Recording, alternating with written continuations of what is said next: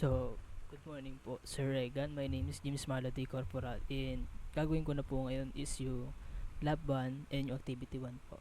And yung ginamit ko po na pang-run po is yung VirtualBox and yung ginamit ko po na OS is yung Ubuntu po.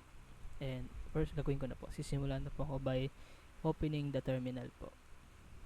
Once na na-open ko po yung terminal, gagawa po tayo ng folder or directory using the command mkdir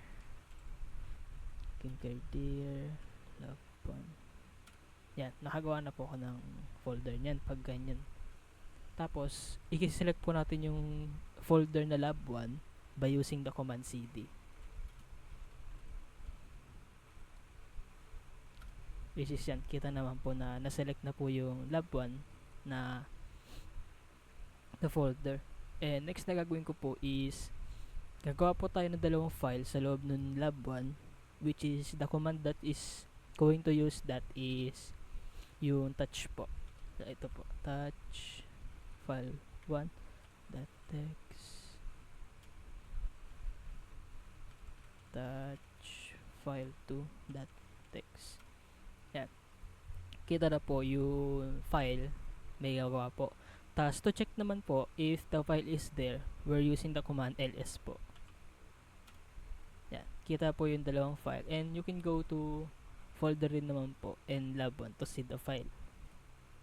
And next na gagawin po natin is maglalagay po tayo ng word sa loob po ng isa po na file, which I'm going to select the file 1 and using the command cat you can do that.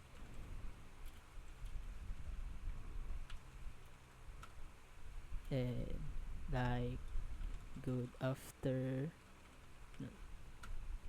ayan na po, ayan na po yung check po natin yung file if yung text is nandito sa loob ng file 1, which is nandito po yung text.